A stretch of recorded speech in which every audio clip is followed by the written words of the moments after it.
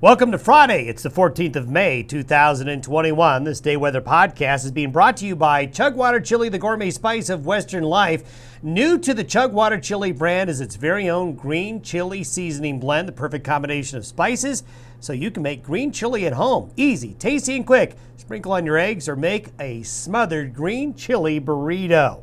Well, folks, textbook mid-May weather is what's coming up. Scattered showers and thunderstorms will be possible afternoons through evenings in many areas. In fact, I think most areas are going to have some form of shower and thunderstorm activity. It's just going to be different in terms of where the showers and storms will be more common. The best precipitation, guess what? It's going to be in the areas that are already wet.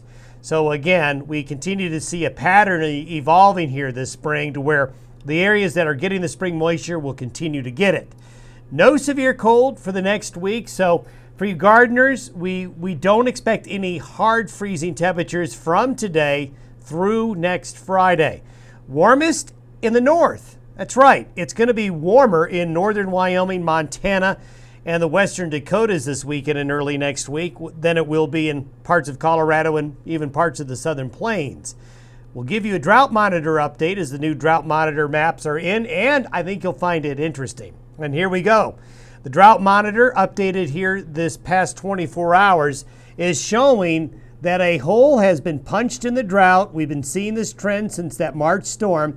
The northern Front Range and the northeast plains of Colorado and southeastern Wyoming has been able to erase the very, very dry conditions. The white there showing that basically the precipitation has been enough to get us out of that drought status. We also have this little pocket along the Montana-Wyoming border. So there are two pockets to where a big bite has been taken out of the drought. But you can see that these white areas are engulfed by a lot of dryness still.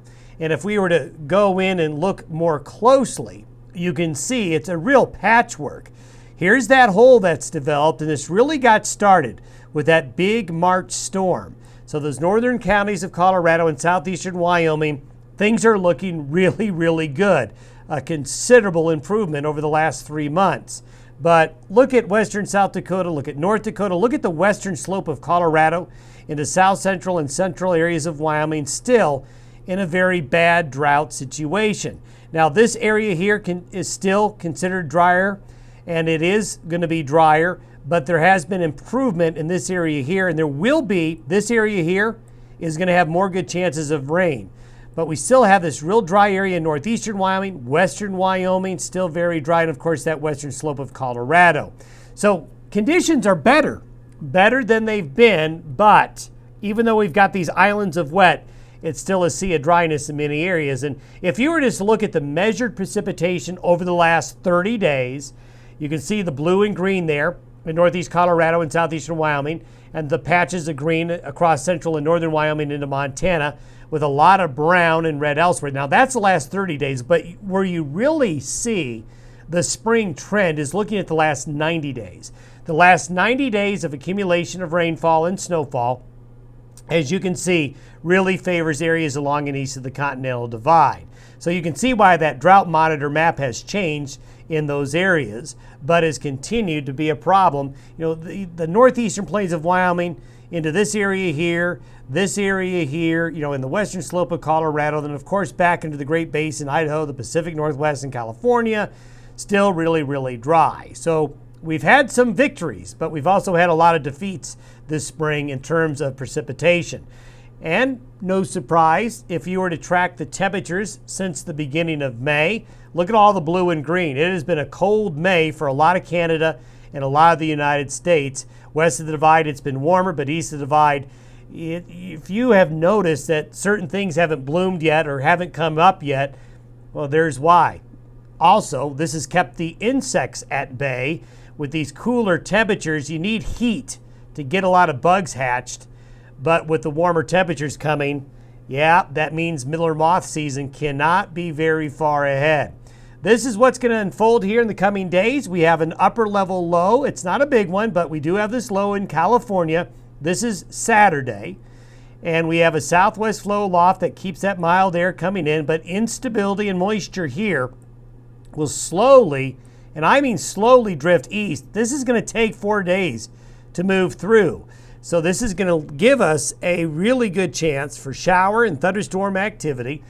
By Monday, the upper level low is right over the Four Corners area. Now, it's a weak low, not a lot of cold air with it. So it's going to be in the form of rain and thunderstorm activity as the main jet stream and the main air that's really cold is locked up in Canada and not coming in. So all of the lower 48 states going to be in a mild regime this weekend into early next week.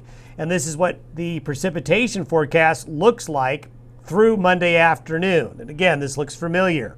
The better rains are going to be in these areas here. And this is going to be in the form of showers and thunderstorms. So some areas will get these amounts, some areas will not. There's always gaps. There's always areas that don't get as much as the computer models show. But you can see the Front Range of Colorado and southeastern Wyoming, western Nebraska and Kansas are going to do the best. But we also have some green west of the Continental Divide.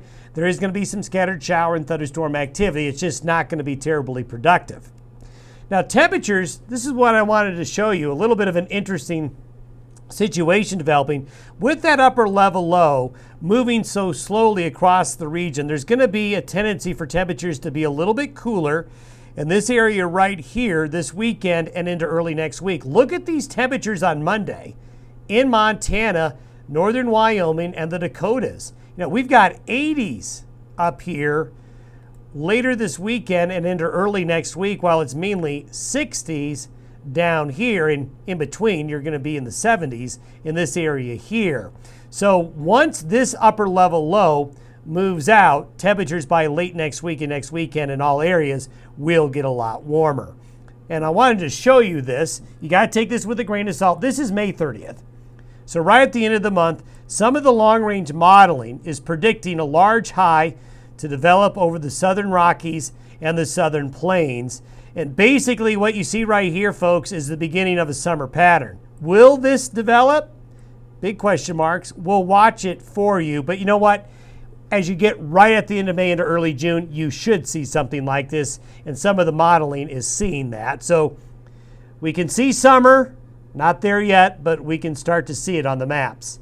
Don't forget to use the code ChugWaterDon at checkout to get 20% off Chugwater Chili, the gourmet spice of Western life. Have a great weekend, everybody.